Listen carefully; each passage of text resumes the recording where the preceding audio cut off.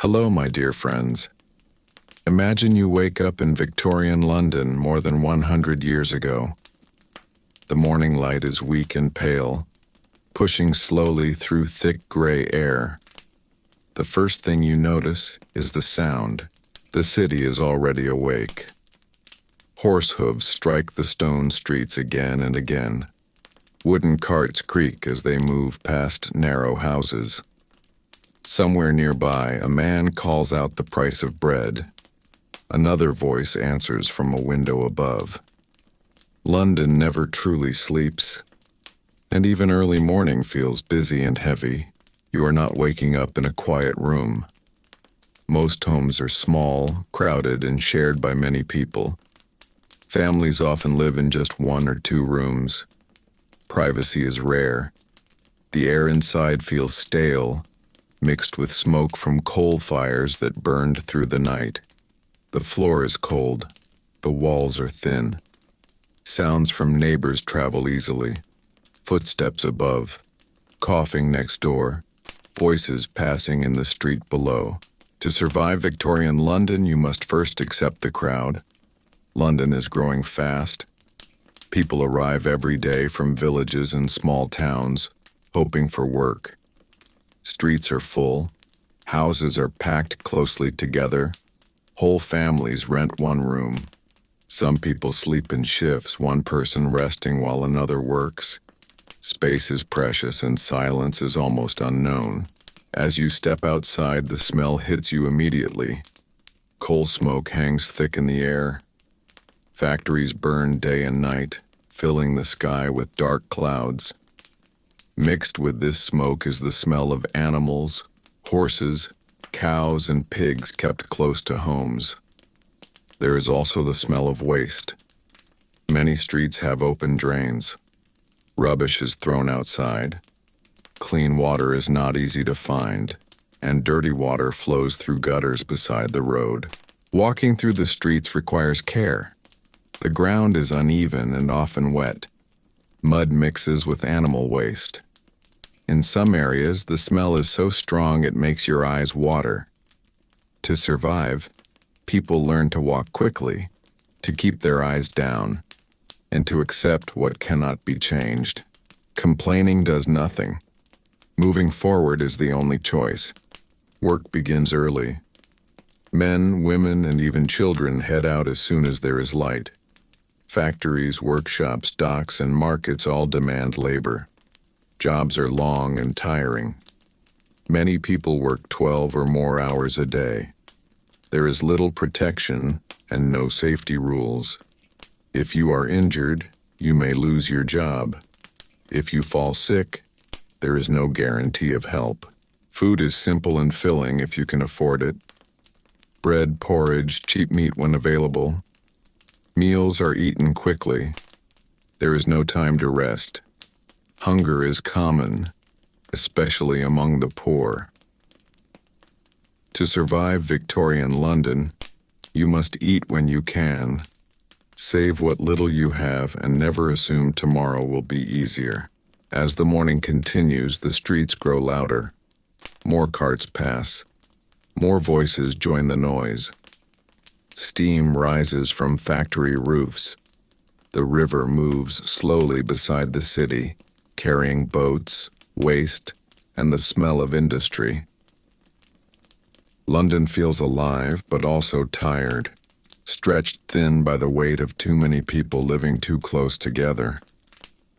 As the day settles into its rhythm, you begin to understand something important. Survival here is not about comfort. It is about endurance. It is about learning to breathe through smoke, to walk through noise, and to live among crowds without losing yourself completely. The city does not slow down for anyone. To survive Victorian London, you must move with it, quietly, patiently, one long day at a time. Imagine you have now stepped fully into Victorian London, not just as a visitor, but as someone who must survive here day after day. The first thing you begin to understand is how important the streets are to daily life. Streets are not just places to walk. They are living spaces. People work here, talk here, argue here, rest here, and sometimes even sleep here. From early morning until late at night, the streets are always busy, always crowded, always moving at a slow but steady pace. The air feels heavy as you walk. Smoke from factories hangs above the rooftops, drifting slowly and settling into everything. It enters your lungs without asking. Coal fires burn in homes, workshops, and factories, filling the city with a dark smell that never fully goes away. On cold days, the smoke feels thicker, pressing down like a blanket. Breathing deeply is difficult, so people learn to take smaller breaths. This becomes normal. Over time, you stop noticing it as much, even though it is always there. As you move through the streets, you quickly learn that walking slowly is safer than rushing. Horse-drawn carts pass close by, their wheels splashing mud and waste from the road. There are no clean pavements everywhere, only uneven stones, dirt, and puddles. Stepping carefully matters. One wrong step can mean dirty water soaking into your clothes, and clean clothes are not easy to come by. People learn to watch the ground as much as they watch each other. Crowds form naturally. Workers walk together toward factories in the early morning. Children move in groups, helping one another avoid carts and strangers. Vendors call out softly, selling small items, food, or simple tools. You hear many accents, many voices, many stories passing by without stopping. No one has time to listen for long. Life moves forward whether you are ready or not. Noise is constant but dull, not sharp. The sound of wheels rolling, footsteps moving, distant factory illustrations, and low conversations blend together into one long, steady hum. It becomes part of the background of life. At night, the noise softens but never fully disappears. London never truly sleeps. It only slows down. As you spend more time here, you learn where to walk and where not to walk. Certain streets feel safer because more people pass through them. Others grow quiet too early in the evening. Gas lamps light some corners but leave others in shadow. People instinctively choose light over darkness, crowds over empty spaces. Survival is not about bravery here. It is about awareness and routine. The smell of the city tells its own story. You smell food cooking, animals passing by, damp stones, smoke, and waste all mixed together. There's no clear separation between clean and dirty spaces. Everything blends. Over time, your senses adjust. What once felt overwhelming becomes familiar, even comforting in a strange way. The body adapts because it must. As the day goes on, you begin to understand that surviving Victorian London means learning the rhythm of the city. You walk when others walk. You rest when the street's quiet. You follow patterns instead of creating your own. Standing out brings attention, and attention brings risk. Blending in is the safest choice. As the light fades and evening approaches, the streets grow calmer but heavier. Shadows stretch longer. Lamps flicker softly. People move closer to their homes, their lodging houses, or places where they can sit quietly for a while. You feel the tiredness settle into your body, not just physical tiredness, but the deep tiredness that comes from constant movement, constant awareness. As the night grows quieter now, let us slowly move away from the streets and into the places where people finally rest. Let the sound of footsteps fade. Let the smoke drift upward. And when you are ready, we will continue gently into the next part of life in Victorian London. Imagine the morning light slowly reaching the narrow streets of Victorian London. The air is still cold, even inside the small rooms where families sleep together. For most people, the day begins early, not by choice, but by necessity. Work is the center of survival here. Without work, there is no food, no coal, and no rent paid. Men, women, and even children prepare themselves quietly, knowing the day will be long and tiring. Many men walk to factories, docks, or construction sites. The work is heavy and repetitive. Machines are loud, unsafe, and unforgiving. There are no safety rules to protect workers. Injuries are common, and illness spreads easily in crowded workplaces. A man may cough all day from coal dust or factory smoke, but he cannot stop working. Missing a day means losing pay, and losing pay means hunger. Women often work as cleaners, laundry workers, seamstresses, or servants. Some walk long distances to rich neighborhoods where they clean homes that are warm and comfortable, then return at night to cold rooms of their own. Laundry work is especially hard.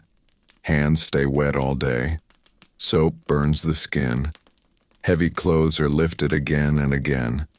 By evening, the body is exhausted, but the work must continue the next day. Children also work, quietly and without complaint. Some sell newspapers on the streets. Some clean chimneys or work inside factories where their small bodies fit between machines. School is rare for poor families. Learning is a luxury. Survival comes first. Childhood passes quickly in Victorian London, replaced by responsibility and fatigue. Food during the workday is simple and small. A piece of bread, maybe weak tea, sometimes nothing at all until night. Hunger becomes a normal feeling, not sharp, but constant. People learn to live with it. The body adjusts, but the weakness never fully leaves. As the day moves on, the city grows louder. Carts roll over stone streets. Factory whistles blow. Voices mix together in a steady noise that never fully stops. Smoke hangs low in the air, blocking the sun. Even breathing feels heavy. The body grows tired, but there is no rest yet. When evening finally arrives, workers return home slowly. Streets are dark. Gas lamps flicker softly. Inside crowded buildings, families gather again. The day's earnings are counted carefully. Every coin matters. Dinner, if there is one, is simple and quiet. Soup, bread, maybe potatoes. Conversation is low. Energy is gone. Sleep comes early, but it is not deep. The body rests, but the mind stays aware. Tomorrow will be the same. Work, hunger, noise, survival. This steady rhythm shapes life in Victorian London. There is no escape from it, only endurance. As the night settles over the city, life does not truly pause. Somewhere a factory still runs. Somewhere a worker coughs in the dark. Somewhere a child sleeps, knowing they will work again tomorrow. Imagine the streets of Victorian London as the day slowly moves forward. The weak winter light fading behind tall brick buildings, and the city growing heavier with sound and movement. Survival here is not only about food or shelter, but about learning how to live among crowds, noise, and constant pressure. The streets are narrow, often wet, and always busy. Horse carts roll past slowly, splashing muddy water. Vendors shout softly but endlessly, selling bread, coal, or small household items. Children move through the crowd, some working, some simply trying to stay warm. To survive, you must learn where to walk, when to stop, and how to stay unnoticed. Standing still for too long draws attention. Moving too quickly looks suspicious. Life here teaches you to blend in, to move at the same pace as everyone else, and to avoid trouble by becoming part of the flow. Clean water is one of the greatest daily challenges. Most homes do not have safe water inside. People collect water from public pumps, shared taps, or nearby sources that are often contaminated. The water looks clear, but it carries illness quietly. To survive, many families boil water when they can or mix it with tea, believing the heat makes it safer. This simple habit becomes part of daily routine. Tea is not just comfort, it is protection. Even children drink it. The act of boiling water becomes a small defense against sickness in a city where disease spreads easily and without warning. Food is simple, filling, and repetitive. Bread, potatoes, porridge, and cheap cuts of meat are common. Fresh fruit and vegetables are rare for the poor, especially in winter. Meals are eaten slowly, not because there is time, but because food must last. Every bite matters. To survive, people learn to waste nothing. Stale bread is soaked and reused. Leftover fat is saved. Bones are boiled again and again to make thin soups. Cooking smells drift from windows in the evening, blending together into one familiar scent that fills the streets and signals the end of another long day. Work defines survival more than anything else. Jobs are hard, repetitive, and often dangerous. Factory work fills the air with dust and noise. Long hours weaken the body slowly. For many, work begins before sunrise and ends after dark. There is little rest. Even children work, carrying goods, cleaning streets, or helping in small shops. To survive, people learn endurance. They learn to work while tired, hungry, and cold. Complaints are rare, not because life is easy, but because complaining changes nothing. Survival depends on continuing one day at a time. As night approaches, the city does not become quiet. Gas lamps flicker on, casting soft yellow light on stone and brick.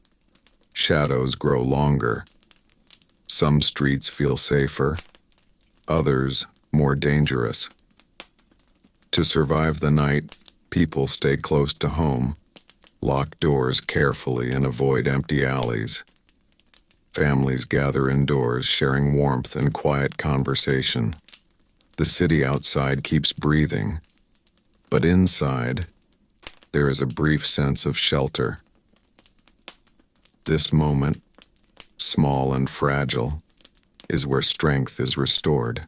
As the night grows calmer, imagine yourself resting your body after another long day in Victorian London. You have learned how to move, how to eat, how to work, and how to stay safe. Survival here is not dramatic. It is steady, careful, and quiet. Let the sounds of the city fade gently. Let your breathing slow. Let rest come naturally. Imagine the working day in Victorian London beginning long before the sun fully rises. The streets are still dim, the air cold and heavy, yet thousands of people are already awake. Survival in this city depends on work, and work never truly rests.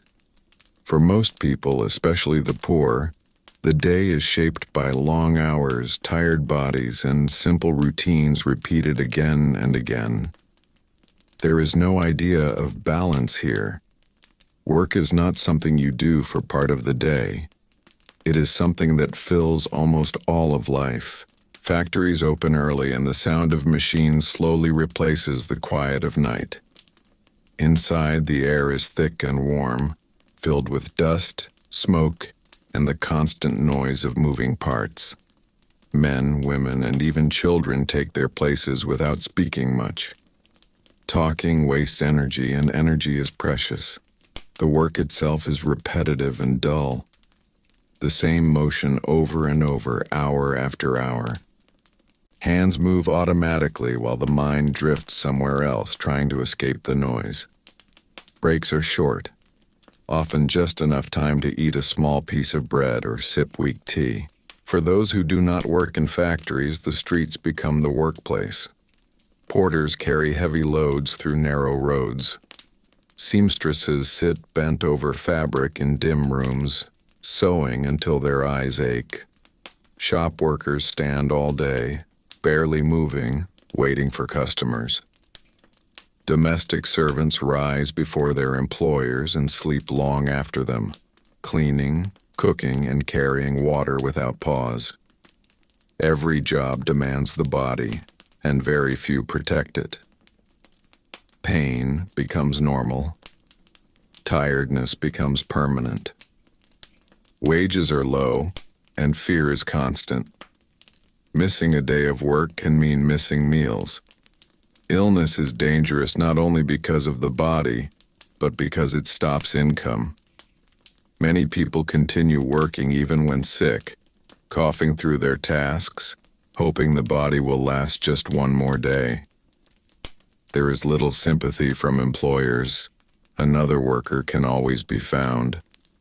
London is full of people looking for work, and this keeps everyone quiet and obedient. As evening slowly arrives, work does not always end. Some factories continue late into the night. Others send workers home exhausted, only to begin again a few hours later. The streets fill with tired figures walking slowly, heads down, feet dragging across stone. There is no energy left for joy or excitement. Survival is the only goal. Meals are simple and eaten quietly. Conversation is brief. Bodies sink into beds or shared sleeping spaces, muscles aching, hands still feeling the memory of work. As the night grows quieter, this rhythm continues across the city. Millions of lives moving at the same slow, exhausting pace. Work shapes everything from how people stand, to how they breathe, to how they dream. To survive Victorian London, one must accept this rhythm. Work, rest, and repeat. Nothing fancy, nothing fast. Just steady endurance, carried day by day, through smoke, sound, and tired streets. Life in Victorian London was shaped deeply by work, and for most people, survival depended on long hours of tiring labor. Imagine the city waking slowly before sunrise. The sky is still gray, the streets damp, and the air already heavy with smoke. Men, women, and even children begin moving toward factories, workshops, docks, and homes where they will work all day. There is no rush, only habit. Work is not a choice here. It is the quiet rule of life.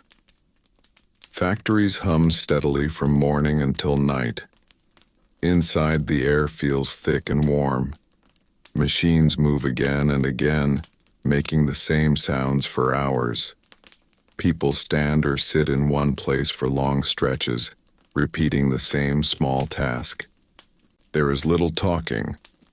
Conversation wastes energy. Bodies learn to move automatically, and minds drift into a slow, dull focus.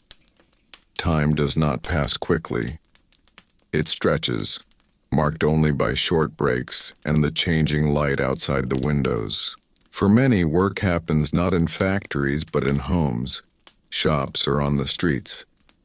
Women sew clothing by hand, clean houses, cook meals, or take in laundry. Their hands stay busy from morning until late evening. Children carry coal, sell newspapers, polish shoes, or help in small workshops. These jobs are not dramatic. They are quiet, repetitive, and exhausting. Fatigue settles into the body early in life and stays there. Meals during the workday are simple and quick. A piece of bread, a small portion of soup, maybe tea if it can be afforded. Food is not for pleasure. It is fuel. People eat standing or sitting wherever they can, then return to work. There is little time to rest fully. The body keeps going because it must. As evening approaches, the pace of the city changes slightly. Work slows, machines quiet, and people drift back toward their neighborhoods. Walking home feels heavy. Feet ache. Shoulders slump. The city does not offer comfort, only shelter. Homes are small and crowded. Rest is not deep or refreshing, but it is enough to begin again the next day. To survive Victorian London, people learn to accept this rhythm. They do not fight it. They move with it. They save energy where they can. They rest when possible. Survival is not about strength or ambition. It is about endurance, about waking up, doing what must be done, and quietly carrying on. As the night grows quieter now, imagine the city settling into stillness. Lamps glow softly. Footsteps fade. Let the rhythm slow. Let your breathing follow it. Rest continues gently, without effort, just as the city rests before another long day. Imagine you are walking through Victorian London early in the morning, when the city is still half asleep. The air is cold, heavy, and mixed with the smell of smoke from coal fires. For survival, food is one of the biggest daily challenges. This is not a city where everyone eats well. Many people begin the day already hungry. Breakfast, if it exists at all, is simple and small. A piece of stale bread, maybe dipped in weak tea, is enough to get through the morning hours. Fresh food is expensive and many families cannot afford it regularly. Markets exist, but they are crowded and noisy, filled with people competing for the cheapest items. Vegetables are often old and dirty. Meat is rare for the poor, and when it is available, it is not always safe. Without modern refrigeration, food spoils quickly. Some sellers hide bad smells with strong spices or smoke. People learn to judge food carefully by sight and smell, because sickness from bad food can be deadly. In Victorian London, a single meal can decide whether you stay strong or fall ill. Street food becomes an important part of survival. Small stalls sell pies, boiled potatoes, roasted chestnuts, or cheap sausages. These foods are filling but not always clean. Cooking happens close to the street, surrounded by dust, flies, and smoke. Still, warm food is comforting, especially in winter. Eating hot food helps the body stay warm and gives strength for long hours of work. Many people eat standing up quickly before moving on to the next task of the day. Water is another daily danger. Clean drinking water is hard to find. Many people drink from public pumps or wells, but these are often close to waste and sewage. Water can look clear and still be dangerous. Diseases like cholera spread easily through contaminated water. Some people boil water when they can, but fuel costs money. Tea becomes popular not only for taste, but because boiling water makes it safer. Even children drink weak tea instead of plain water. Dinner in Victorian London is usually the main meal, but it is still simple. Stews made from cheap cuts of meat, bones, and vegetables are common. Everything is cooked together slowly, making food last longer and taste stronger. Bread is always present, used to fill the stomach even when the pot is nearly empty. Families eat together when possible, sharing whatever they have. Silence often fills the room, not because people are angry, but because they are tired. Hunger is a normal feeling for many. People learn to live with it. The body adapts, becoming used to small portions. Still, weakness is common. Children grow slowly. Adults age early. Survival depends on eating enough to work, because without work, there is no food. Each day becomes a careful balance between effort and energy.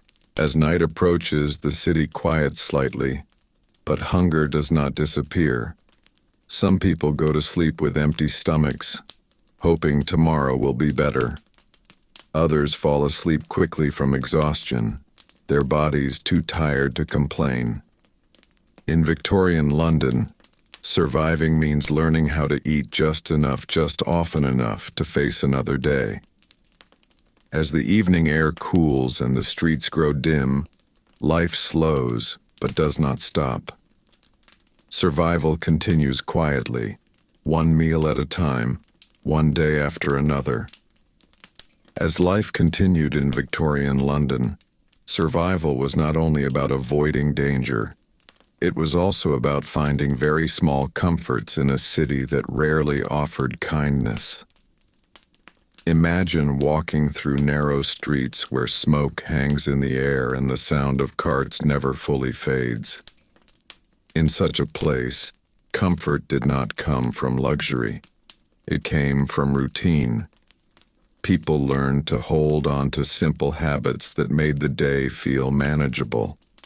A warm cup of weak tea in the morning, a familiar walk past the same buildings, a short moment of sitting quietly by a window, even if the view was only another brick wall. Homes were small, often crowded, and rarely peaceful. Many families lived in one or two rooms, sharing space with children, relatives, or even strangers. Privacy was almost unknown. Because of this, people learned to create comfort inside their own minds. A mother might hum the same tune every evening while preparing food. An older man might sit in the same corner every night, listening to the sounds of the street as if they were familiar voices. These repeated actions brought a sense of stability in a world that felt constantly uncertain. Food, even when plain, was another source of quiet comfort. Bread, porridge, boiled vegetables, or cheap soup were eaten slowly when possible. Meals were not rushed if there was time. Eating together, even in silence, reminded people that they were not completely alone. On better days, a small treat like a piece of cheese or a sweet bun from a street seller could lift spirits more than we might expect. These moments were rare, but they were remembered. Religion and quiet reflection also played a role in survival. Churches were not only places of belief, but places of rest. Stepping inside meant leaving the noise behind, even if only for a short while. The air felt cooler. The voices were softer. Sitting still on a wooden bench gave tired bodies a chance to slow down. For many, this calm space helped them feel grounded again before returning to the busy streets.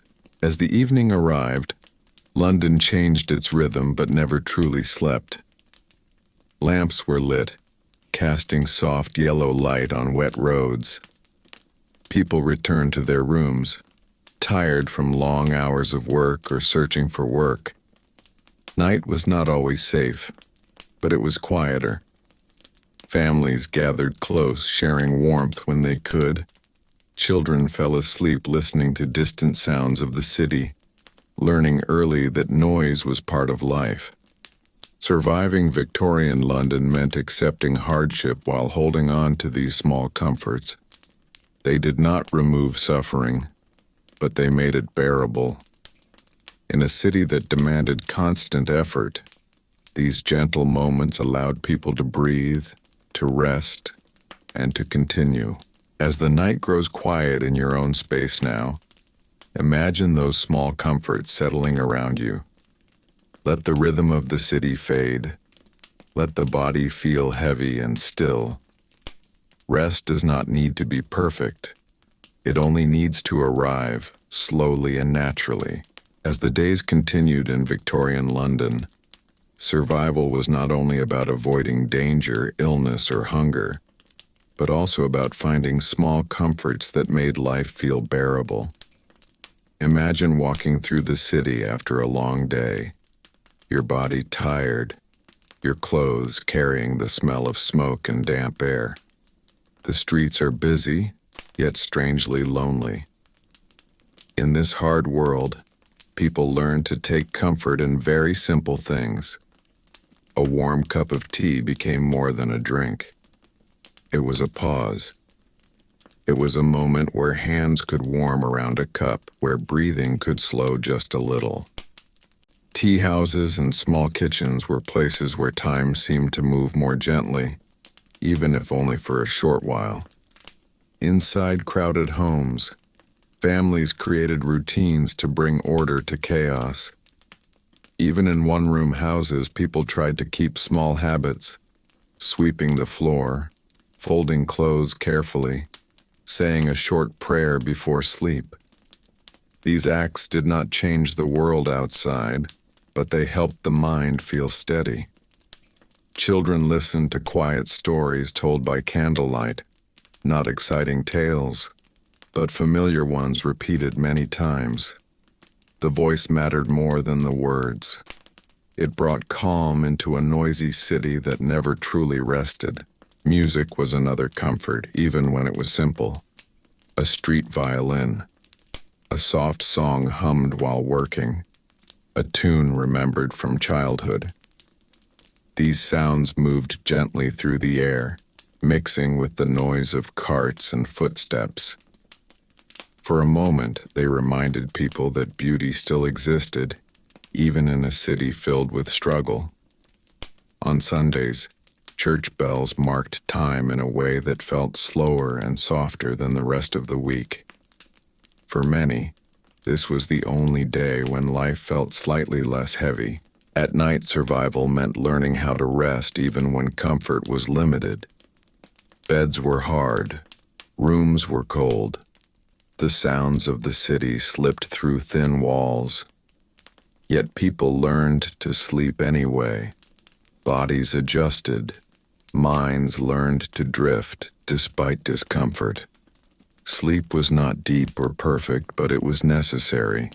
Wrapping in worn blankets, sharing warmth, and closing eyes while the city breathed outside became part of daily survival.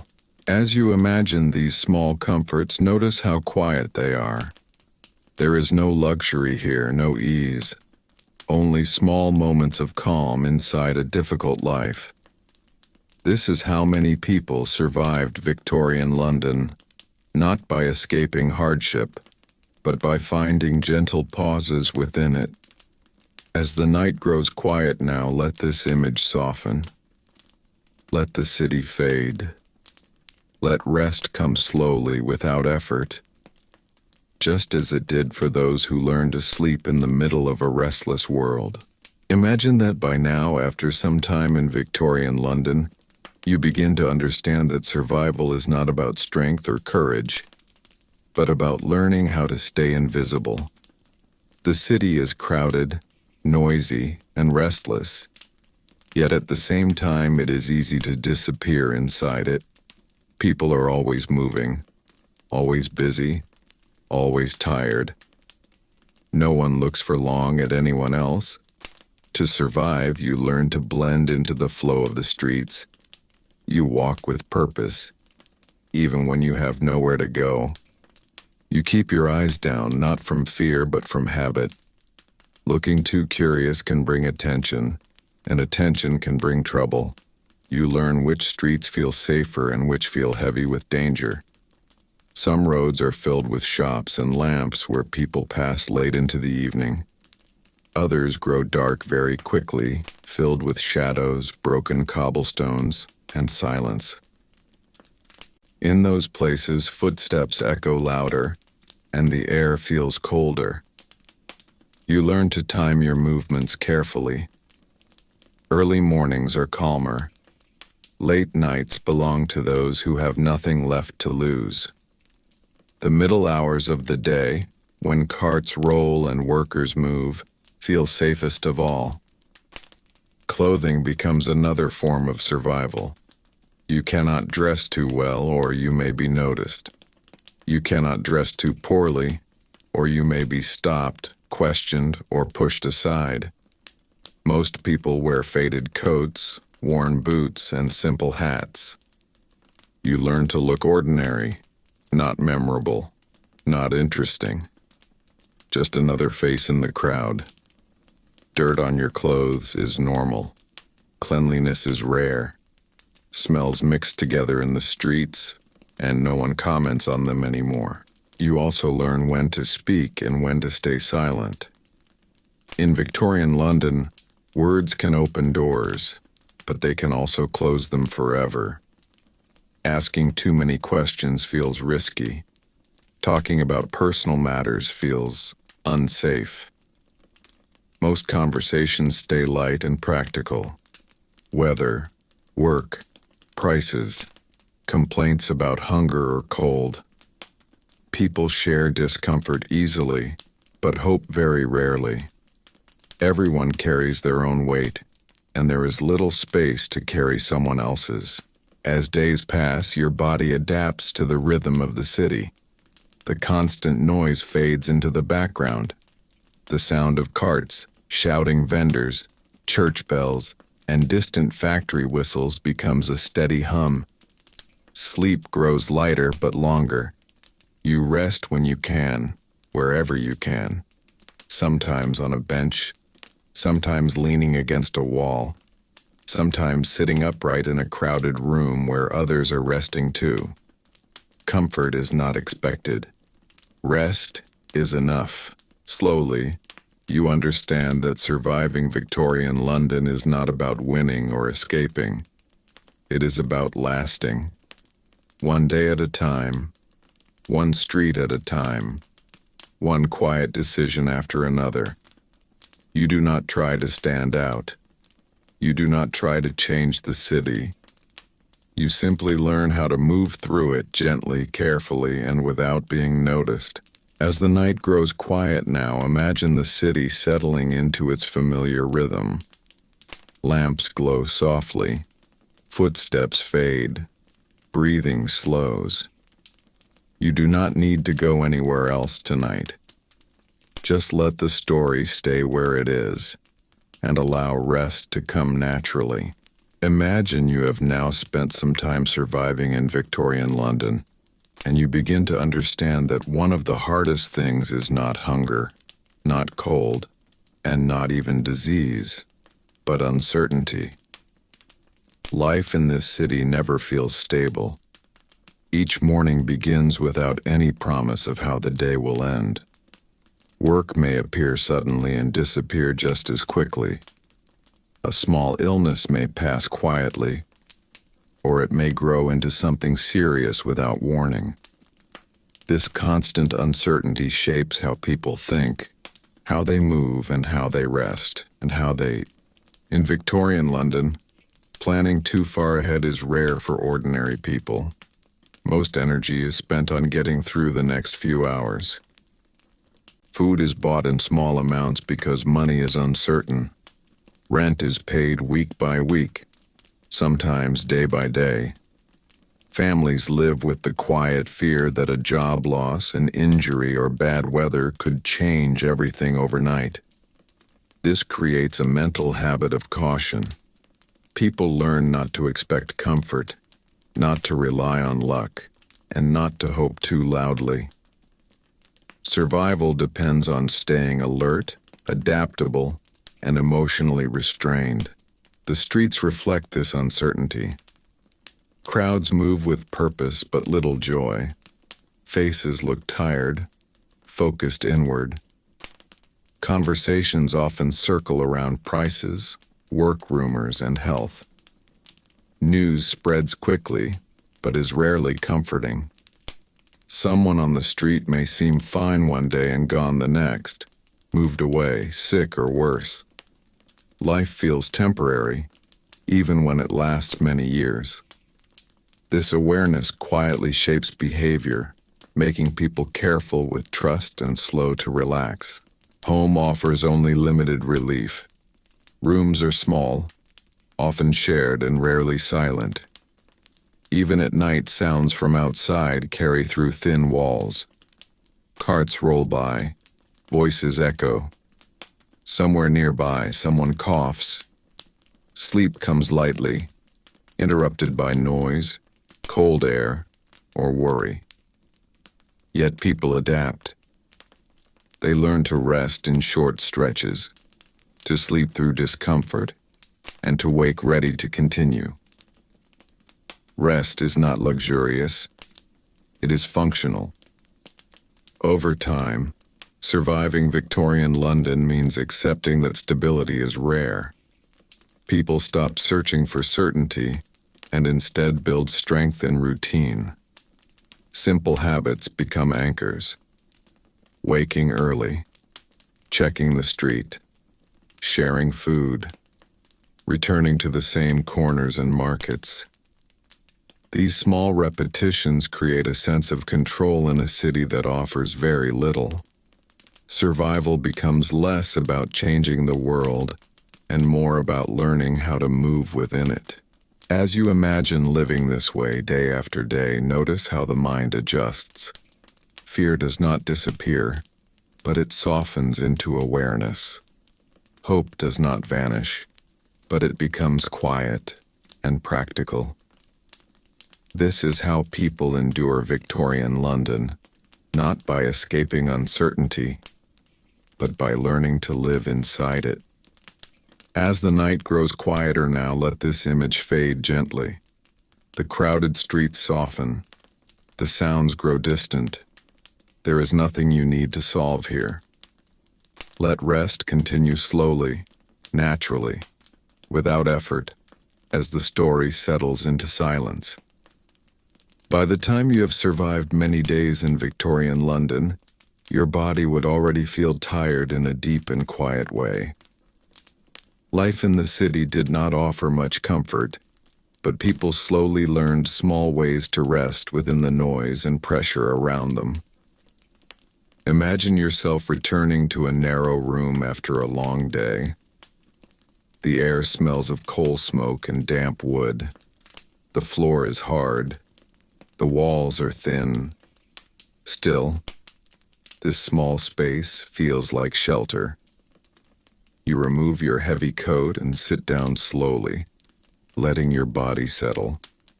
Rest in Victorian London was not about comfort. It was about stopping movement, even for a short time. Sleep came early for most people, not because life was peaceful, but because exhaustion demanded it. After hours of walking, working, carrying, cleaning, or standing, the body had no choice but to rest. Beds were simple. Often they were shared. Mattresses were filled with straw or old cloth. Blankets were rough and thin, yet sleep arrived quickly, pulled in by tired muscles and heavy eyes. The city outside never truly went quiet. Carts rolled past, voices echoed, factory sounds drifted through the night. Still, people learned to sleep through noise because the body needed rest more than silence. Even moments before sleep were simple and slow.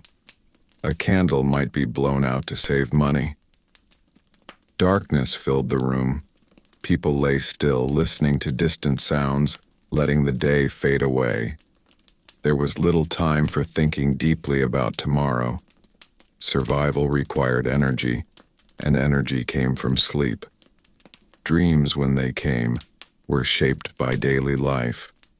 Streets, faces, work, and hunger mixed together softly in the mind. On rare quiet evenings, some people found rest through routine.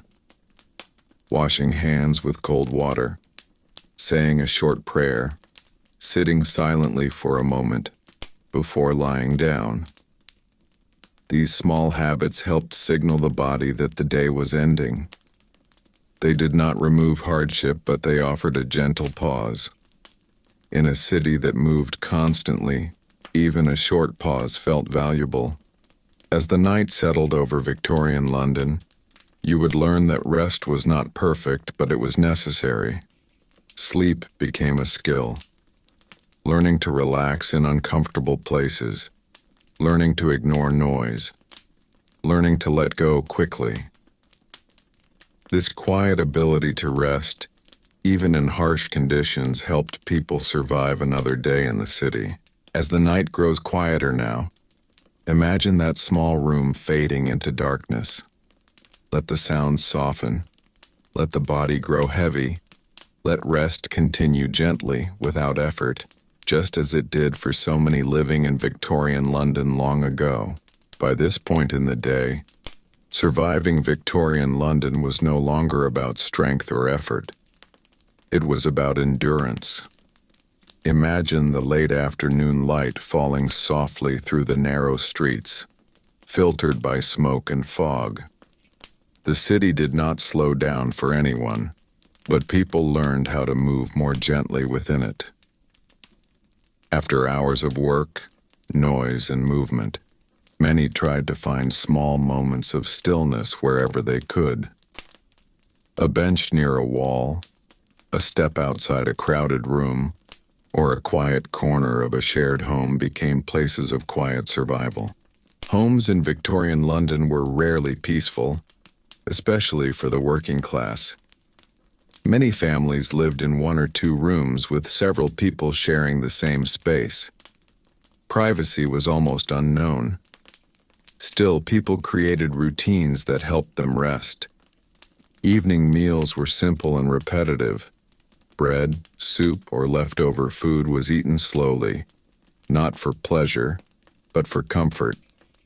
Eating together gave a sense of normal life, even when conditions were harsh.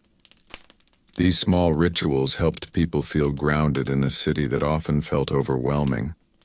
As night approached, the streets changed their mood. Shops closed, footsteps became fewer, and gas lamps began to glow softly along the roads. The light was weak and yellow, creating long shadows that stretched across stone and brick. People walked carefully, avoiding puddles and uneven ground. Silence was never complete, but it became softer.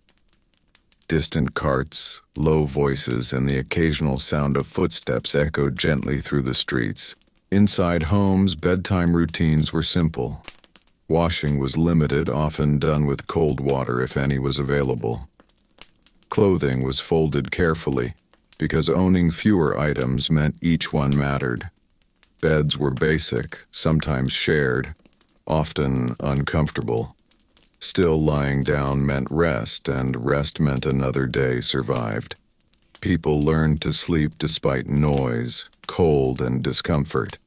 The body adapted, finding rest where it could. Illness and worry were constant companions, but they were faced quietly. There was little time or energy to dwell on fear.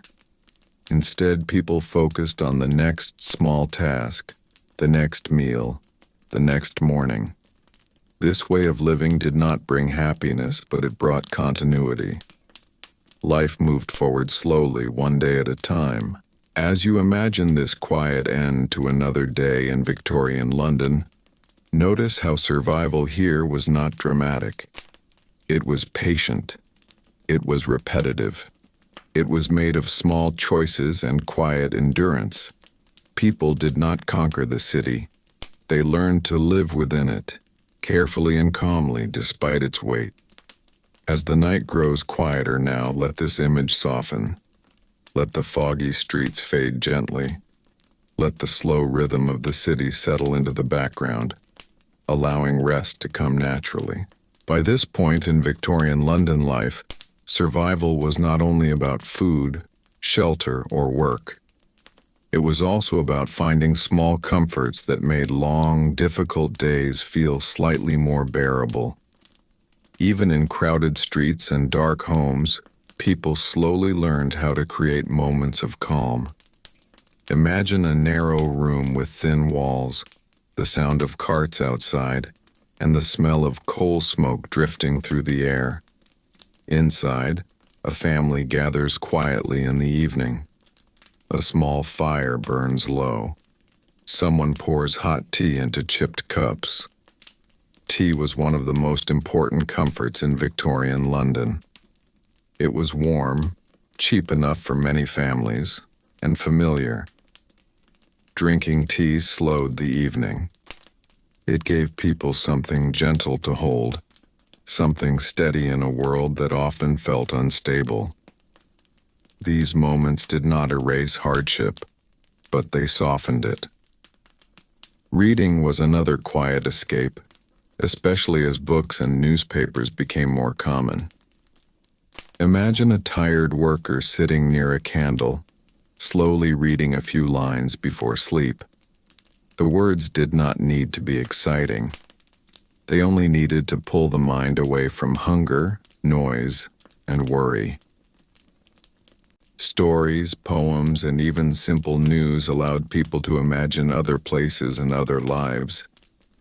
For a short time, the mind could leave the narrow streets behind. Children listened as adults read aloud, learning not only words, but also patience and stillness. Music also found its way into daily life. In wealthier homes, pianos filled rooms with slow melodies. In poorer neighborhoods, people sang quietly or listened to street musicians. The sound of music floated through alleys and open windows, mixing with city noise. It reminded people that beauty still existed even in difficult places. These sounds did not last long, but they stayed in memory, offering comfort later in silence. Religion and routine also played a calming role. Church bells marked time. Sunday services offered rest from work and a place to sit quietly among others. The rituals were familiar and steady. Sitting together in silence, listening to calm voices, helped many people feel less alone. Even those who struggled to believe still found comfort in the structure and quiet. As you imagine these small comforts, notice how gentle they are. They are not dramatic solutions. They are simple pauses, a warm drink, a quiet story, a familiar sound. In Victorian London, survival was not only about enduring hardship, but about finding these small moments that made life feel human. As the night grows quieter, let this image settle softly. Let the city noise fade. Let the candle burn low. Rest continues gently, without effort. Living in Victorian London was not only about avoiding danger or finding food. Survival also meant finding small comforts that helped the mind stay calm in a crowded and difficult city. Imagine you have already learned how to walk the streets carefully, how to avoid the worst areas at night, and how to earn just enough money to get through the week.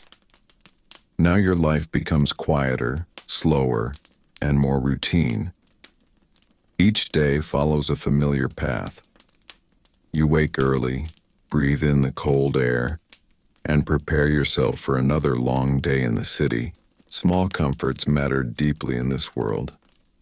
A warm cup of tea, even if it was weak and plain, could feel like a moment of peace. Tea was common, cheap, and shared by all classes. It warmed the body and gave a short break from hunger. In tiny rooms, families would sit close together, holding their cups carefully, letting the steam rise into the cold air. These moments did not last long, but they made life feel a little more bearable. Walking slowly through familiar streets also became a comfort.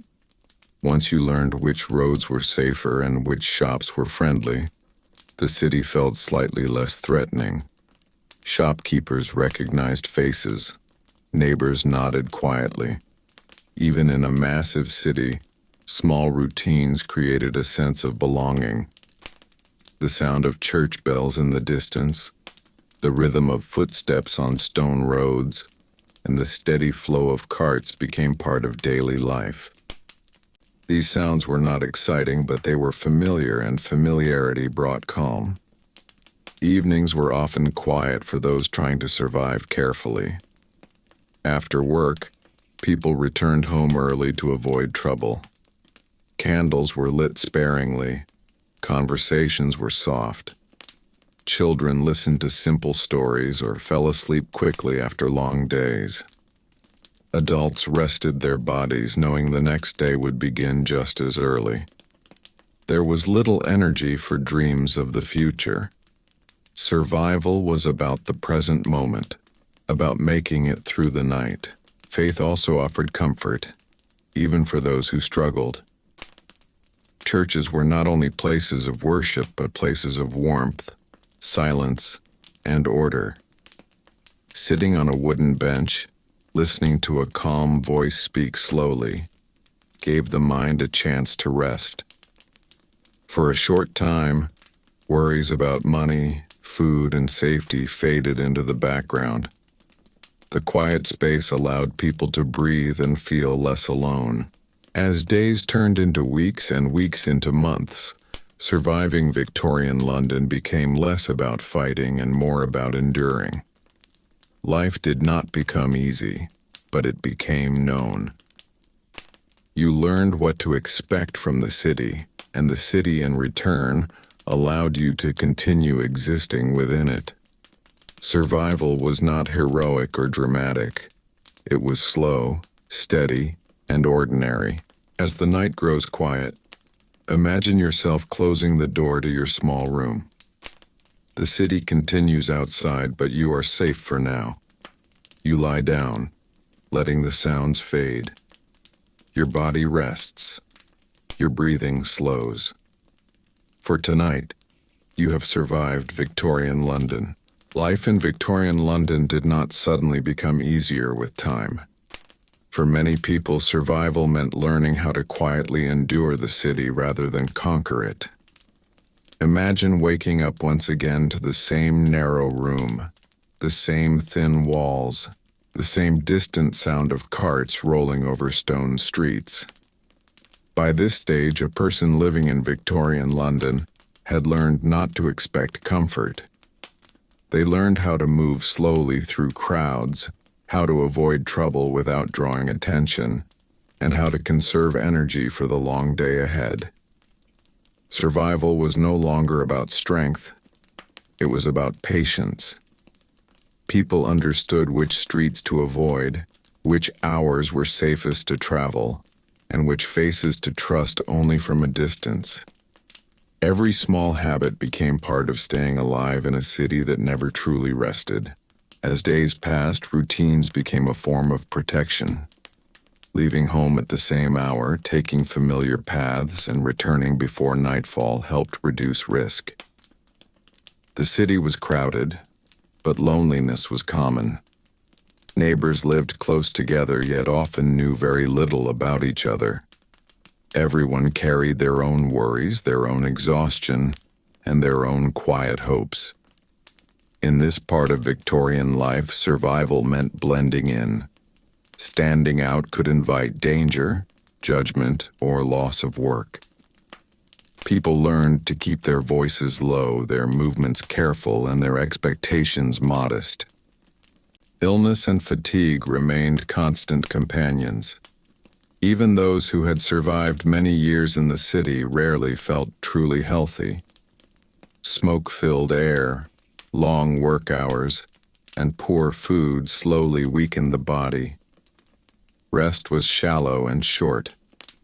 Still, people continued. They woke up, they worked, they returned home.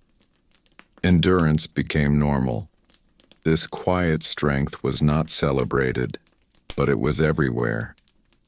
The city survived because its people survived, one day at a time. As the night grew quieter, Victorian London did not truly fall asleep. Lamps still flickered. Footsteps still echoed. Somewhere, someone was always awake. Yet in small rooms across the city, people closed their eyes and allowed their bodies a few hours of rest. They did not dream of escape. They dreamed of making it through tomorrow. In this way, survival in Victorian London was less about fighting the city and more about learning how to live gently within it, breathing slowly, moving carefully, and enduring quietly as another day faded into night. As evening slowly settled over Victorian London, the city did not suddenly become calm or safe, but it did grow quieter in a tired, heavy way. After a long day of work, most people returned to small rooms, narrow houses, or shared lodgings where space was limited and comfort was basic. Lamps were lit carefully, because oil and gas were not cheap, and every flame mattered. Shadows stretched along brick walls and narrow streets, and the air carried the mixed smells of smoke, damp stone, and cooked food. Surviving Victorian London meant learning how to move gently through these evenings, conserving energy, avoiding trouble, and finding small ways to rest the body and mind. Inside many homes, evenings were simple and repetitive. Meals were modest, often made from leftovers or cheap staples, eaten slowly because there was little else to do. Families sat close together, not always talking, sometimes just listening to the sounds outside. Horses passed by, distant voices echoed. Somewhere nearby, a factory whistle or church bell marked the passing hours. For many people, survival depended on routine. Doing the same things every night reduced risk and brought a small sense of control in a city that often felt overwhelming. For those living alone or in shared rooms, evenings could feel long and lonely. People learned to sit quietly, conserving heat, avoiding unnecessary movement. Reading, if someone could read, was done slowly and carefully, often by weak light. Others repaired clothing, cleaned tools, or prepared for the next day of work. These small acts were not hobbies. They were survival habits. Keeping clothes usable, shoes intact, and tools functional meant avoiding extra expense and hardship later. The streets after dark were not places to wander without reason. Survival meant knowing when to stay inside. Lighting was uneven, and many areas remained dim or completely dark. People moved quickly when they had to go out, staying close to familiar routes, avoiding alleys and unfamiliar corners. Trusting instincts was important. If a street felt wrong, it probably was. Victorian London taught people to listen to the city's mood, especially at night. Sleep, when it finally came, was rarely deep. Beds were often shared, mattresses thin, rooms cold or damp. Noise never fully stopped. Carts rolled by early, neighbors coughed, animals moved outside. Yet people learned to sleep through it, because they had no choice. Survival required rest, even if that rest was imperfect. The body adapted slowly, finding calm in familiarity rather than comfort. As the night stretched on, the city breathed in its own way. Fires dimmed, lamps flickered. Somewhere someone was still working. Somewhere else someone was just lying still, waiting for morning.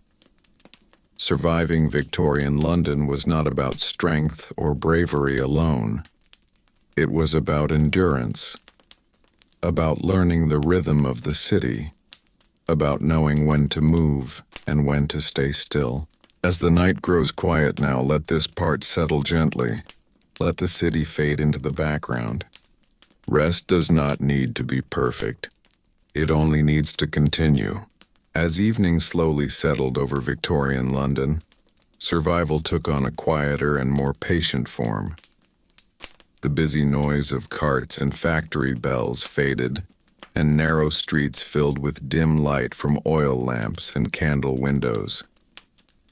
For many people, this was not a time of rest, but a time to carefully manage what little energy and comfort remained. Homes were often small and cold, and evenings were spent close together, sharing warmth rather than space. People learned to sit still, to speak softly, and to let time pass without expecting excitement or ease. Inside working-class homes, the evening routine was simple and repeated every night. A small meal, often bread, potatoes, or leftover soup, was shared slowly. Food was not rushed because there was not much of it, and eating slowly helped it feel more filling. Afterward, clothes were mended, boots were checked, and small household tasks were done by candlelight. Candles were precious, so light was used carefully. When the flame grew low, conversation slowed, and silence became normal. This quiet helped people conserve energy for the next long day. Cold was a constant presence. Coal fires were expensive, and many families could only afford a small one. People learned to sit close together, wrapping themselves in worn blankets or coats even indoors. Children often fell asleep early, not because they were comfortable, but because there was nothing else to do. Adults stayed awake a little longer, listening to the sounds outside, footsteps on stone, distant voices, and the slow rhythm of the city settling for the night. For those living alone or far from family, evenings could feel long and heavy. Loneliness was common in Victorian London, especially among workers who had moved from the countryside. Without strong social support, survival depended on routine and self-control. People avoided wasting energy on worry or sadness because tomorrow would demand strength. Instead, they focused on small comforts, a warm drink, a familiar corner, or simply the relief of being indoors. Sleep came early but was often shallow. Beds were simple, sometimes shared, and rarely soft. Noise from nearby streets, factories, or neighbors passed easily through thin walls. People learned to sleep through sound, to accept interruption as normal. Rest was not perfect, but it was enough to continue. Survival did not mean living well. It meant continuing one day into the next without stopping. As you imagine these long Victorian evenings, notice how survival depended on patience rather than action. Life slowed, not because it was peaceful, but because there was no energy left to rush. This quiet endurance was a skill learned over time, and it allowed people to face another morning in the crowded streets of London. As the night grows calm now, let this image soften. Let the dim lamps fade and let the city rest in the distance. Stay still, breathe slowly, and allow rest to continue gently, without effort. As another day slowly settles into the narrow streets of Victorian London, survival becomes a quiet act of patience rather than strength. Imagine yourself walking through streets that never truly rest. Even at night, there is movement. Footsteps echo softly on wet stone. Carriage wheels roll slowly in the distance. Gas lamps flicker, casting warm but uncertain light across brick walls and iron railings. To survive here, you learn to move gently, to watch more than you speak, and to conserve your energy whenever possible. The streets are crowded yet lonely. Thousands live close together, but everyone is focused on their own survival. You learn quickly where to walk and where not to linger. Some streets feel safer because shopkeepers are nearby. sweeping doorways or closing shutters. Other streets feel heavier, quieter, and best avoided. Survival often depends on knowing these small differences. You learn the rhythm of the city, understanding when crowds thin and when they grow thick again. Breathing the air requires acceptance. Smoke from factories mixes with fog, forming a thick haze that settles into the lungs. You do not fight it. You adjust. You walk slowly. You breathe shallow breaths without thinking about it. Over time, your body adapts, even though it never truly feels healthy. Coughing becomes common but rarely spoken about. Everyone coughs. It is simply part of life. Water is precious. Clean water is never assumed. You learn which pumps are safer and which ones to avoid. You wait patiently in lines, holding simple containers, listening to the quiet conversations around you. Survival here is not dramatic. It is slow and repetitive. It is about doing the same careful things each day without mistake. Food is eaten simply and without ceremony. A piece of bread, a bowl of thin soup, maybe a bit of cheese if fortune allows. You eat to keep moving, not to enjoy. Meals are quick and quiet. There is no time for lingering. Hunger is familiar, but it is managed, not feared. People learn to live with less and to feel thankful for small things. Workdays are long, but evenings are softer. After sunset, the pace slows slightly. People return to shared rooms, narrow staircases, and crowded homes. Candles are lit carefully. Conversations are low. The city feels tired, as if even the buildings are resting. This is when survival feels gentler. You sit, you rest your feet. You let the noise fade into the background. Sleep comes in short stretches. Beds are shared. Mattresses are thin. Sometimes sleep happens on chairs or floors. You do not complain. You close your eyes and let your body drift whenever it can.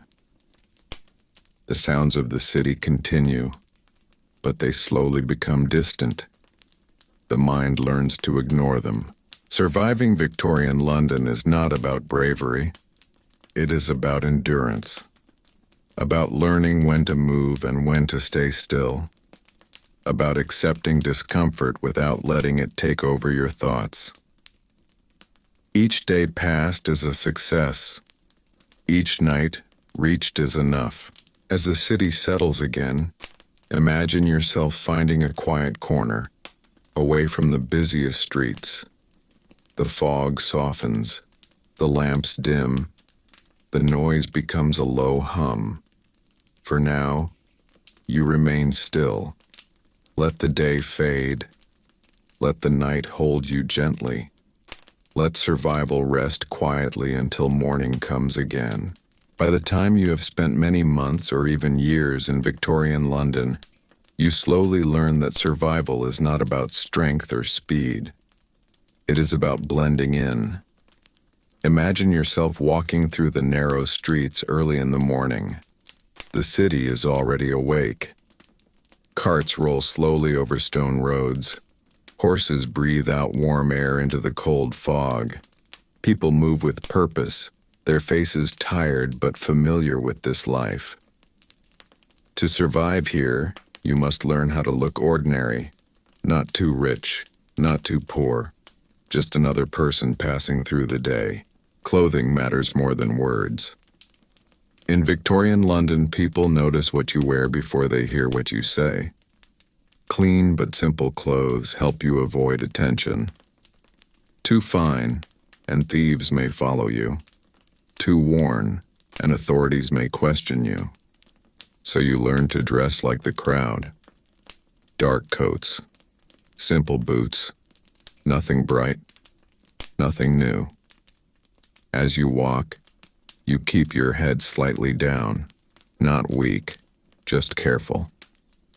You learn the rhythm of the streets, when to walk quickly and when to slow down, when to stop and when to keep moving.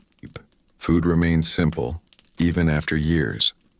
Bread, soup, tea, and small portions eaten quietly. Eating too much in public can bring unwanted looks. Eating too little makes you weak. So you find balance.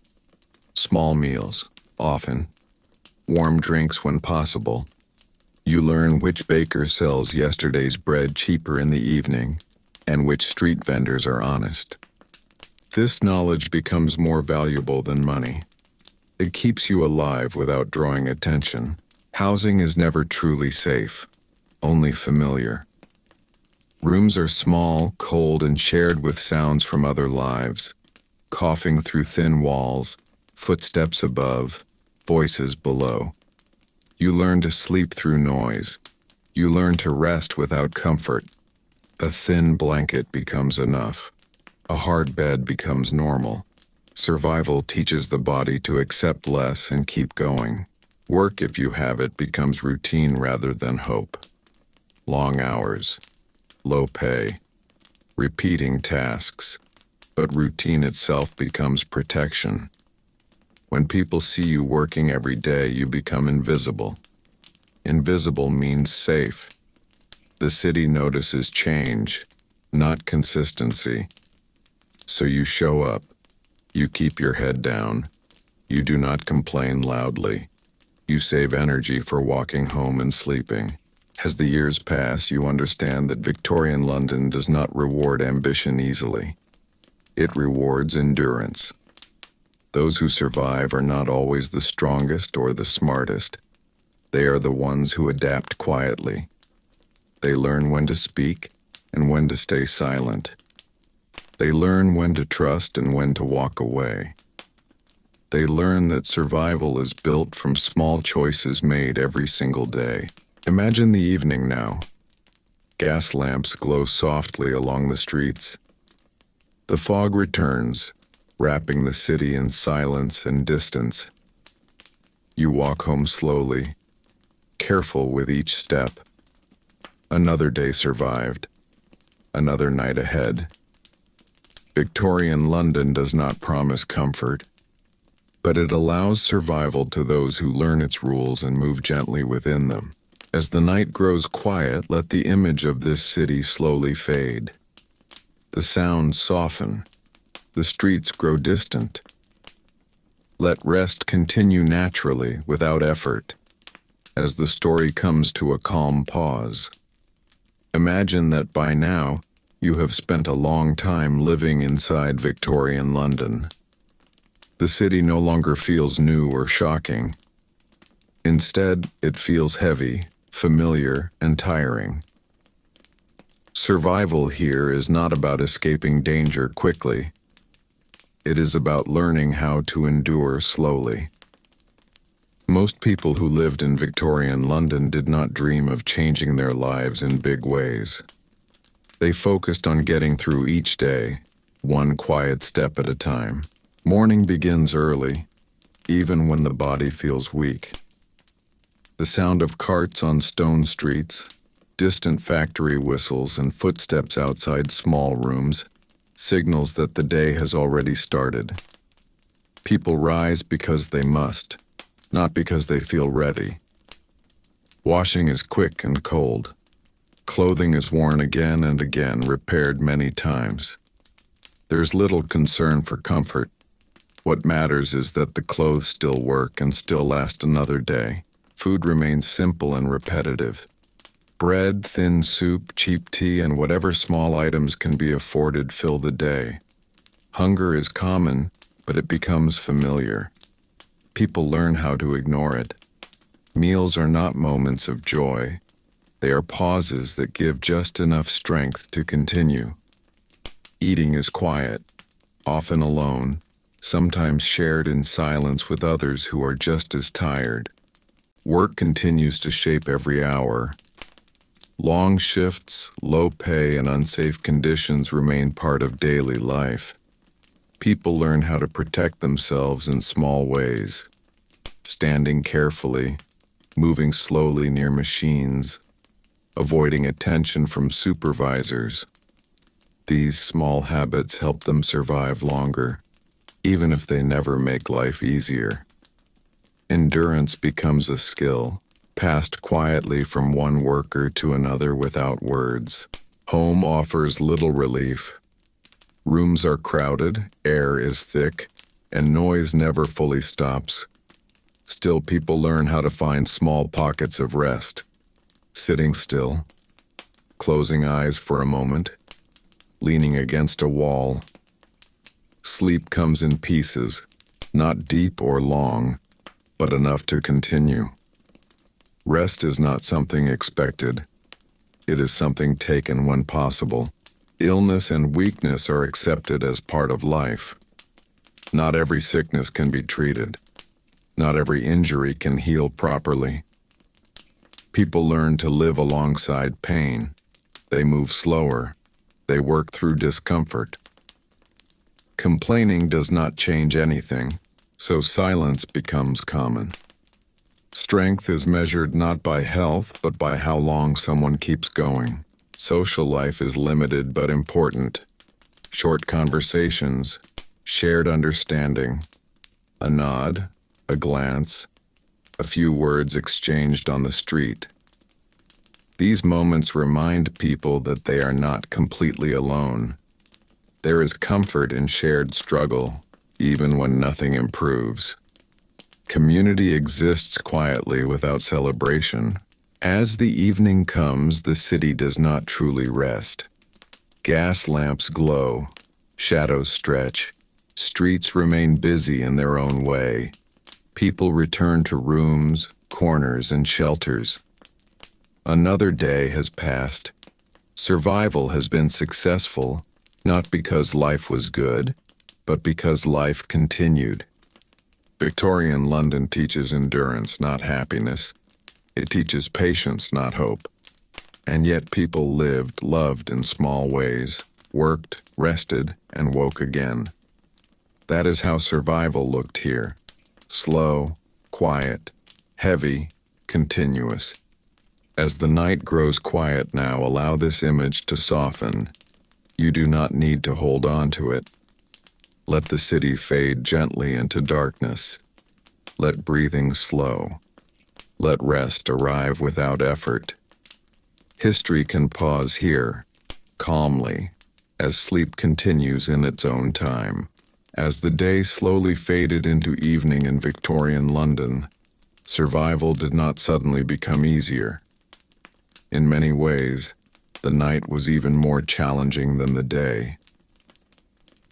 Gas lamps flickered along narrow streets, casting soft yellow light that barely reached the edges of doorways and alleys. For ordinary people, especially the poor, nighttime was not a time for comfort or rest, but a time for careful routine. Families learned small habits that helped them survive another night. Windows were covered to keep out cold air. Doors were checked twice, not from fear alone, but to keep warmth inside. Even silence had meaning. Loud noise could attract attention, and attention often brought trouble. Inside small rooms, life slowed down. People gathered close together, sharing the same space to preserve warmth. Beds were few, so sleeping was often shared. Children slept beside parents, and sometimes several siblings slept side by side. Blankets were thin, but bodies close together helped keep the cold away.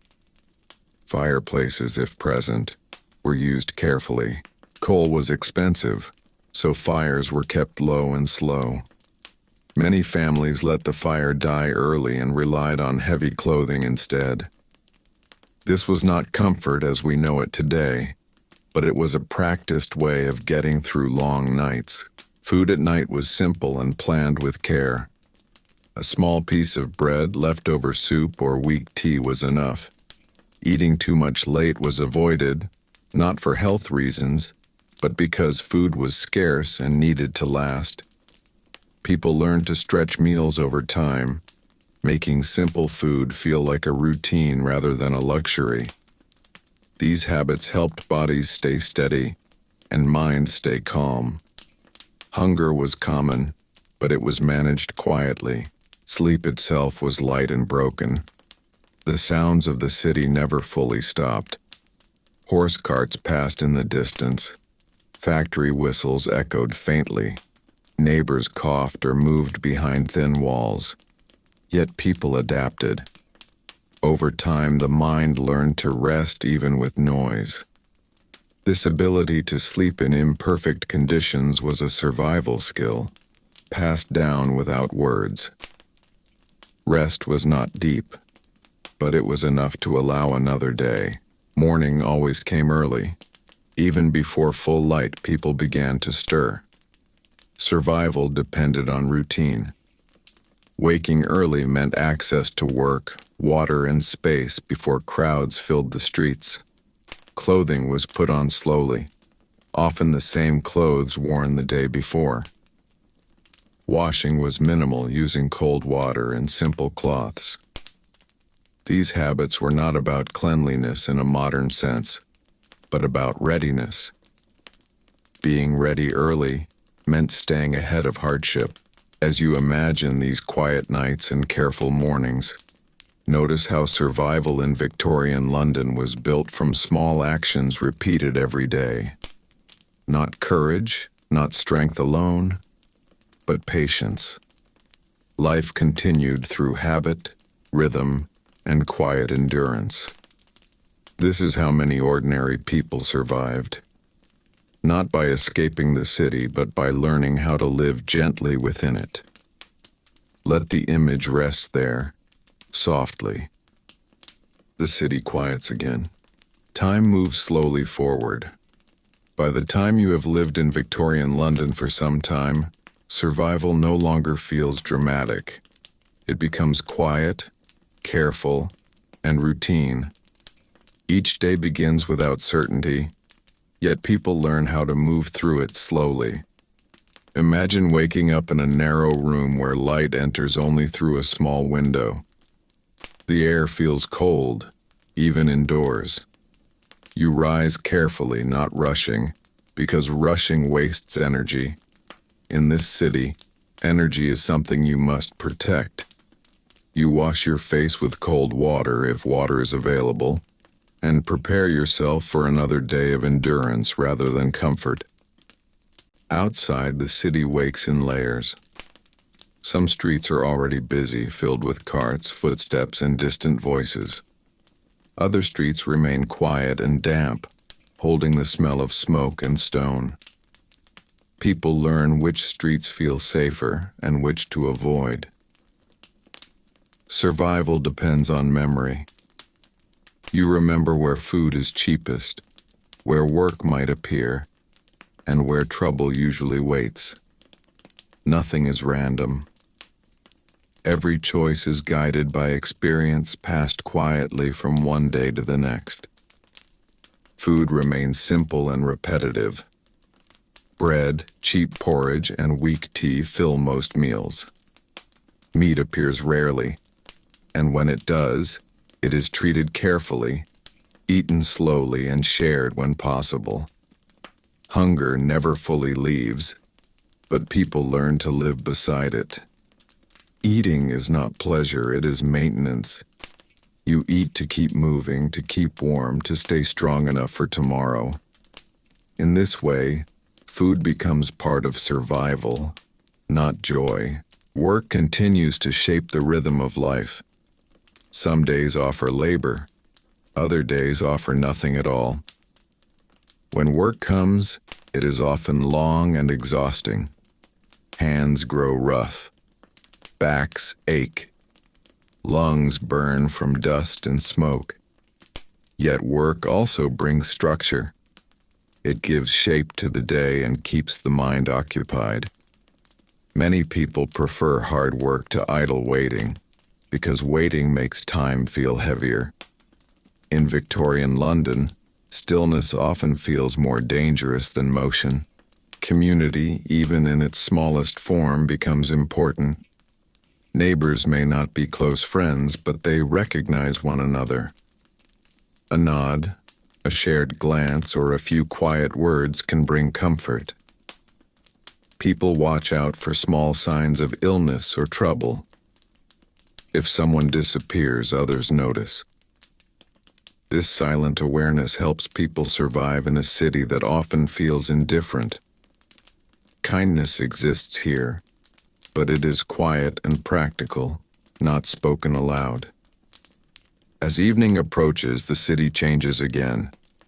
Light fades early and shadows stretch across streets and walls. Lamps flicker on, casting soft pools of yellow light. People move more carefully now. The night brings cold, danger, and exhaustion. Those with homes return to them. Those without seek shelter where they can. Doorways, stairwells, and shared rooms become places of rest.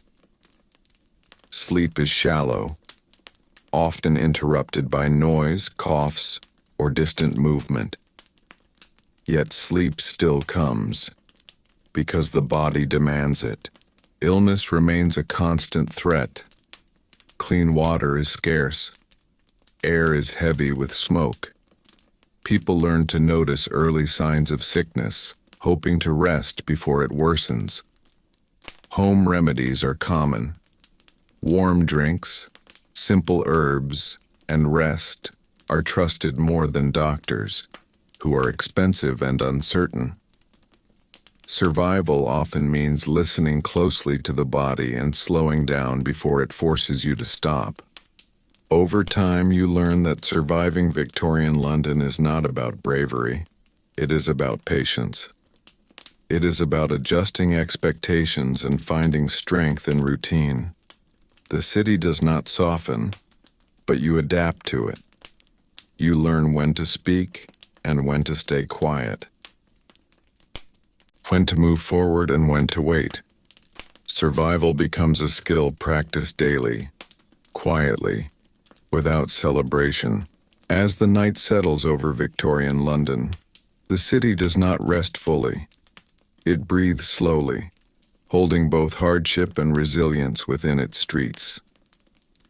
People lie down, knowing tomorrow will be much the same, yet they continue.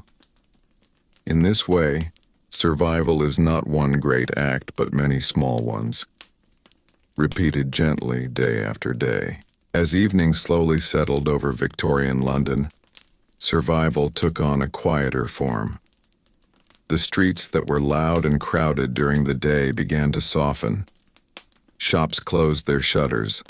Factory whistles faded into the distance. Gas lamps flickered on one by one, casting a warm but weak glow over narrow roads and damp stone walls. For many people, evening was not a time of comfort, but a time to finally stop moving. Bodies that had worked since dawn now slowed, carrying deep tiredness into small rooms and shared houses. Imagine stepping inside one of these homes, where the air is still heavy, but calmer than the streets outside. Inside, families gathered in silence more often than conversation. There was little energy left for long talks. A simple meal, often bread or thin soup, was eaten slowly. Every bite mattered. Food was not about pleasure, but about lasting another day. Children leaned against walls or sat close to the fire, listening to its soft crackle. Adults rested their hands, rough and worn, letting the heat ease the ache. Survival in Victorian London was not always loud or dramatic. Most of the time it was quiet endurance. Cleanliness was limited, especially for the poor. Washing happened when water allowed it. Clothes were brushed and reused. Shoes were placed carefully near the door, ready for the next morning. Preparing for sleep was simple and practical. Beds were shared. Mattresses were thin. Blankets were heavy but worn. Yet sleep, even if uncomfortable, was precious. It was the only time when the city loosened its grip on the body. Outside, the city never fully slept. Carriages rolled by. Footsteps echoed. Somewhere nearby, a dog barked or a drunk voice drifted through the fog. But inside, people learned to rest through noise. They learned to sleep despite cold walls, distant sounds, and tomorrow's worries. This was a skill learned slowly, night after night. Surviving Victorian London was not just about avoiding danger or finding work. It was about learning how to live inside constant pressure without breaking. It was about waking up again, even when yesterday had taken everything. Evening after evening, people closed their eyes not knowing what the next day would bring, but trusting that rest itself was a kind of strength. As the night grows quiet, let this image soften. Gas lamps dim, streets empty, homes fall into stillness. Let the city fade into the background and allow rest to continue gently, without effort. By the time you have spent many weeks surviving in Victorian London, something quiet begins to change inside you. The city no longer feels shocking in the way it did at first. The noise, the smells, the crowded streets, and the constant movement start to feel almost normal. Not comfortable, but familiar. You learn which streets to avoid after dark, not because they are dangerous in an exciting way, but because they are tiring and unpredictable. You learn how to walk with purpose, even when you have nowhere important to go, because standing still too long attracts attention. In Victorian London, blending in is a skill, and surviving often depends on not being noticed. Each morning begins much the same. The light arrives slowly through thick air filtered by smoke and fog. You wake to sounds rather than sights. Footsteps on stone. Carts rolling past. Vendors calling out early goods. The city wakes before you are ready, and it does not wait. You wash when you can, often with cold water, sometimes with none at all. Cleanliness is not a daily habit for many people here, not because they do not care, but because it is difficult. Water must be carried. Soap costs money. Time is always short. You learn to accept this without thinking too much, because thinking too deeply about discomfort makes the day feel longer. Food is still simple and repetitive. Bread, cheap meat when available, soup stretched thin to last another day. Eating is practical, not enjoyable. Meals are quick and often taken standing or sitting wherever space allows. Hunger becomes a background feeling rather than an emergency. You learn to work while hungry, to walk while tired, to keep going even when your body asks for rest. This is not heroic endurance. It is ordinary life in Victorian London. Work, if you have it, fills most of the day. It is often physical, repetitive, and loud. Factories hum and clatter. Workshops echo with tools. Streets are full of people carrying, pulling, lifting, and delivering. If you do not have steady work, your day is shaped by searching for it. Waiting outside buildings, asking quietly, watching for opportunity. This waiting is tiring in its own way. Time passes slowly, but you must stay alert, because chances appear briefly and disappear just as fast. As the day moves on, you begin to notice how little privacy exists in the city. Homes are crowded, rooms are shared, walls are thin, conversations overlap, personal space is rare. You learn to keep your thoughts to yourself, not because you are secretive, but because there is nowhere safe to release them. Silence becomes a form of rest. When you find a quiet corner, even briefly, it feels valuable. The air remains heavy throughout the day. Smoke from factories mixes with coal fires and cooking smells. Your lungs adjust, not comfortably, but gradually. Coughing is common. Everyone seems to have it. You stop noticing it unless it becomes painful. This shared discomfort becomes another unspoken bond between people who live here. No one complains much. Complaining does not change anything. As evening approaches, the city does not slow down in a gentle way. Instead, it shifts. Workers return home. Streets grow more crowded. Lamps begin to glow faintly through the haze. Shops close, but taverns open. Voices grow louder. The city feels tighter, more compressed. You move carefully, conserving energy. Darkness does not mean rest here. It simply means a different rhythm. By now you have learned that surviving Victorian London is not about escaping hardship. It is about adjusting to it until it becomes manageable. You do not expect comfort. You look for stability instead. A familiar route, a known face, a place to sit without being asked to move. These small consistencies matter more than big dreams. At night, when you finally lie down, rest does not come easily. The city is never truly quiet. Sounds drift through walls and windows.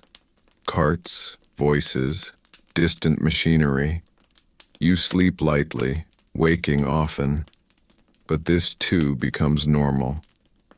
Your body learns how to rest in short stretches. Survival teaches efficiency, even in sleep.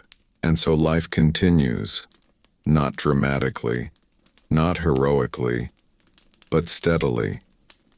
Day after day, you learn how to exist within the weight of Victorian London, how to move with it rather than against it, how to conserve strength, how to endure without thinking too far ahead. The city does not welcome you, but it allows you to stay, as long as you learn its rules and accept its pace.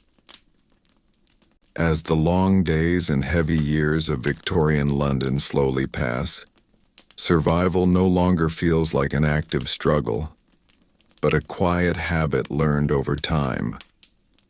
Imagine yourself standing still for a moment, not in the noise of the street, but just beside it. The city still breathes around you. Horse hooves echo softly. Distant factory whistles fade into the fog. Life here never truly becomes easy, but you learn how to move with it instead of against it. Survival in Victorian London is not about winning. It is about lasting. By now you understand the rhythms of the city. You know which streets to avoid after dark. You recognize the look of tired faces in the morning light. You have learned how to keep your body warm, how to stretch a small meal, how to rest even when the world refuses to slow down. These small lessons repeated day after day quietly keep you alive. No one celebrates this skill. No one speaks of it. But it is real, and it is enough. Over time, the city shapes you. Your steps become careful. Your senses stay alert but not afraid. You learn when to speak and when to stay silent. You learn how to disappear into crowds and how to find brief comfort in small routines. A warm cup of tea, a moment by a window, a short walk at dusk when the streets feel softer. These moments do not change your life, but they give it balance.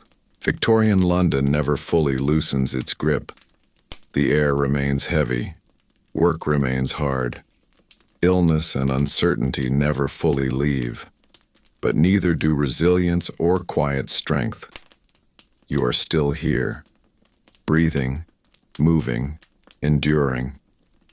And in this city, that alone is an achievement shared by millions who came before you. As the night settles over London now, the fog thickens gently. Lamps glow faintly along narrow streets. Doors close. Footsteps slow. The city does not stop, but it softens. And in this softness, you are allowed to rest. You do not need to plan tomorrow. You do not need to remember every detail of the past. You have survived the day, and that is enough. Let the sounds fade. Let the images grow distant. Victorian London can remain where it belongs, in history, in memory, in quiet imagination. For now, allow your breathing to slow.